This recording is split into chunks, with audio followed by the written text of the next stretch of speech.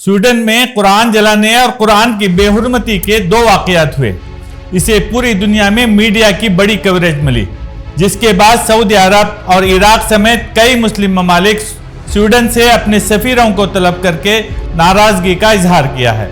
मुस्लिम world league ने भी Swedish इंतजामिया के खिलाफ गम और गुस्से का इजहार करते हुए स्वीडन के ऑब्जर्वर के स्टेटस को खत्म करने का ऐलान किया। मैं मोहम्मद तलहा सिद्दी बाबा।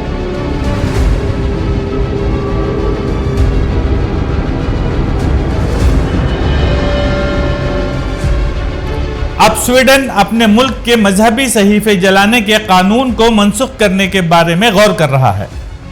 स्वीडन ने ऐसा मंसूबा क्यों बनाया, इसकी बुनियादी वजह न सिर्फ मुस्लिम ममालिक की तरफ से जाहिर की गई नाराजगी थी, बल्कि इससे आगे एक सूरत हाल है जो ईसाइयों और यहूदियों के सहीफों को जलाने की है। अहमद अल्लूश नामी एक मुस्लिम नौजवान ने सवाल किया कि अगर मजहबी किताबों को जलाना कानूनन जायज है तो ईसाई बाइबल और यहूदी तौरात को जलाने की इजाजत दी जाए, और इसको ये इजाजत मिली। Protesters granted permission to burn sacred texts outside Israeli embassy in Sweden. The demonstration was organized by Ahmad Alloush, a 32-year-old Swedish national who had planned to burn Torah and Bible books in response to the Quran burning incident. Ahmed Allush Bible और तौरात एक हाथ में और इनको जलाने के लिए लाइटर दूसरे हाथ में लेकर इसने क्या किया, यही चीज इसे खास बनाती है। कुरान की बेहुरमती की खबर को जिन्होंने बढ़ा चढ़ाकर दुनिया में आम किया था, उन्होंने अहमद अल्लूश की बाइबल और तौरात को जलाने की खबर को कोई अहमियत नहीं दी। जिन चैनल्स और मीडिया आउटलेट ने कुरान जलाने और इसकी बेहुरमती करने की खबर को दुनिया में फैलाया था, इन चैनलों ने अहमद अल्लूश की बाइबल और तौरात को मुजव्वजा जलाने की खबर को क्यों नहीं फैलाया? क्योंकि जिस शख्स ने कुरान को जलाया इसके दिल में नस्ली नफरत थी।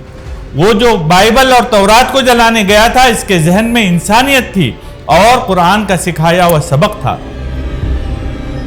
मैंने शुरू में कहा था कि स्वीडन में आज़ादी इजहार का कानून है जो मजहबी सहीफों को जलाने से मना नहीं करता। मैंने ये भी कहा कि अब स्वीडन इस कानून में तरमीम का सोच रहा है। ऐसी तरमीम क्यों सामने आई? क्योंकि अहमद अल्लूश बाइबल और तौरात को आग लगाने गया था। तो वो कौन सी सूरत हाल है जिसकी वजह से ऐसी तब्दीली आई? बाइबल और तौरात को जलाने का अमल कैसे हुआ? इस सूरत हाल को दिखाने से पहले आइए स्वीडन में आज़ादी इजहार के इस अनोखे कानून के बारे में कुछ मालूमात जानते हैं। अब सिर्फ मुस्लिम ममालिक ही नहीं बल्कि दुनिया के बेशतर ममालिक इस कानून पर अपनी नाराजगी का इजहार कर रहे हैं। मजहबी सहीफों को जलाने की इजाजत को स्वीडन में इजहार राय की आज़ादी समझा जाता है। स्वीडन में इजहार राय की आज़ादी बहुत आम है। यह कानून दुनिया में पहली बार स्वीडन में 1766 में नाफिज हुआ था। 260 साल पहले स्वीडन ने मीडिया को यह आज़ादी दी थी। इसके बाद इस तरह के कवानीन दुनिया के मुख्तलिफ ममालिक में लाए गए। स्वीडन में सेंसरशिप भी नहीं है और कोर्ट में इसके आज़ादी के खिलाफ आवाज भी नहीं उठाया जा सकता। मजे की बात यह है कि इस कानून के लागू करने के दिनों में बादशाह और चर्च तनकीद से बालातर थे। दिन गुजरते गुजरते उनको भी इस कानून में शामिल किया गया। जिस मकसद के लिए यह कानून लाया गया था, इसी वजह से स्वीडन आज दुनिया के सामने कटहरे में खड़ा है और दुनिया के ममालिक के सामने इसकी सुबकी हो रही है।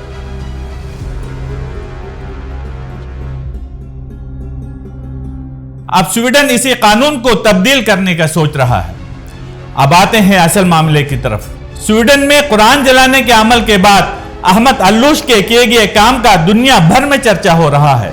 इसने ईसाइयों और यहूदियों के मुकद्दस सहीफे बाइबल और तौरात को जलाने की इजाजत मांगी है। यह मामला सामने आते ही दुनिया भर की यहूदी और ईसाई तंजीमें जाग उठी हैं और धमकी दी कि हम अपनी मजहबी सहीफों को जलाने की किसी भी कोशिश को बर्दाश्त नहीं करेंगे। इस्राएल के सदर ने यह भी कहा कि तौरात हमारी मुकद्दस किताब है और इसका तहफ़्फ़ुज़ हमारी जिम्मेदारी है और हम इसे बरकरार रखेंगे। उल्टी हो गई सब तदबीरें, कुछ न दवा ने काम किया। अहमद अल्लूश इस दिन मुकर्ररा वक्त पर इस्राएली सफारत खाने के सामने पहुंचा। इसके एक हाथ में लाइटर था और दूसरे हाथ में तौरात और बाइबल की किताबें थी। बाइबल को जलाने के अमल को देखने के लिए दुनिया भर से मुख्तलिफ मीडिया के नुमाइंदे वहां जमा थे। سب کی توجہ احمد علوش کے ہاتھ میں موجود لائٹر پر مرکوز تھی۔ دنیا حیران رہ گئی۔ سب کے سامنے احمد علوش نے ہاتھ میں پکڑا ہوا لائٹر زمین پر پھینکا اور مجموعے سے مخاطب ہوا اور بآواز بلند روندھی ہوئی آواز میں کہا، میں بائبل اور تورات کو جلانے کے بارے میں سوچ بھی نہیں سکتا۔ میں دنیا کے سامنے یہودی قوموں کی طرف سے قرآن پاک کو جلانے کے دوغلے پن کو بے نقاب کرنا چاہتا تھا۔ یہ میرا انداز تھا۔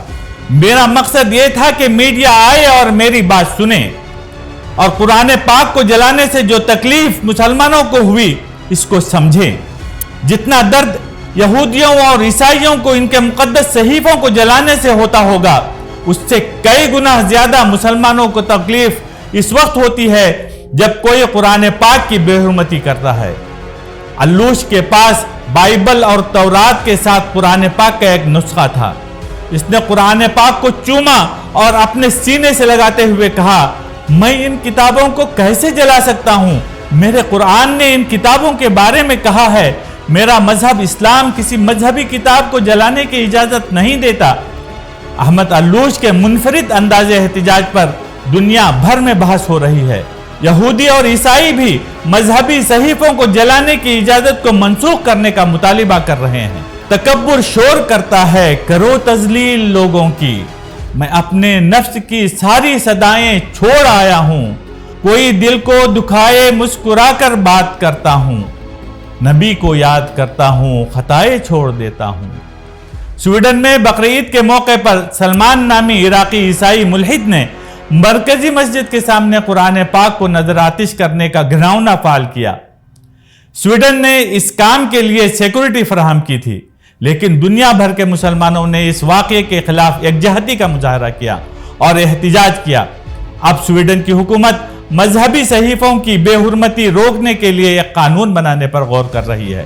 یورپ، امریکہ، روم، جاپان، انڈونیشیا، سویڈن، دنیا بھر کے لوگ قرآن پاک پڑھ کر اور سمجھ کر اسلام کی طرف پلٹ رہے ہیں۔ مغربی ممالک، خاص کر دشمنان اسلام کے اس پہلاؤ سے خوف زدہ ہیں۔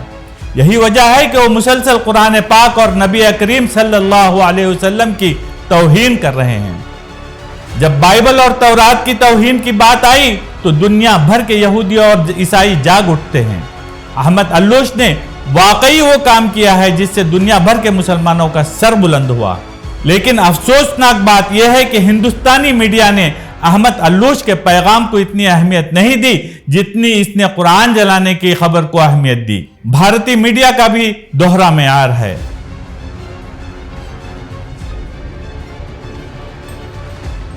اب تک اتنا ہی، آگے پھر کسی اور ایشو کو لے کر آپ کے روبرو ہوں گے۔ اس وقت تک کے لیے اللہ حافظ۔ آپ دیکھ رہے ہیں البلاغ چینل، حق کا پیغام انسانیت کے نام۔